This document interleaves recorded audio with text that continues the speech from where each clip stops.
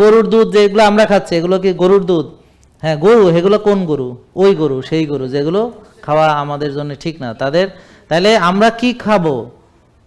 আমরা খাবো হচ্ছে যেই গরু ঘাস খায়, হেঁটে চলে বেড়ায়, দেশি জাত, বুঝতে পারে, রোদে থাকে, এইভাবে চলাফেরা করে, ওরকম গরুর মাংস বা দুধ, ঠিক আছে? এরকম।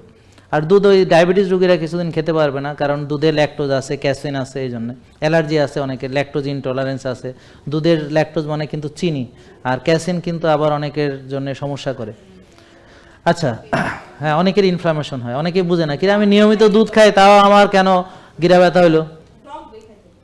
হ্যাঁ, টক দই খাবে হচ্ছে, হ্যাঁ গুড, টক দই খাবে মেনটেনিংয়ে, টক দই মেনটেনিংয়ে খাবে, এবং টক দইটা খুবই গুরুত্বপূর্ণ, খেতেই হবে মেনটেনিংয়ে আসলে, কারণ ফার্মেন্টেড ফুডস লাগবে। তার জন্য টক দই হচ্ছে, এই টক দইটা বানাতে হবে ঘরে, আর দুধটা নিজে গিয়ে কালেকশন করতে হবে। আগে গরুর চরিত্র দেখতে হবে, যে ও কি জেকে লাইফস্টাইল ফলো করে কিনা, ও খায় কি, ও চলে কেমনে, হ্যাঁ ওকে ভালো করে আগে দেখে নিতে হবে।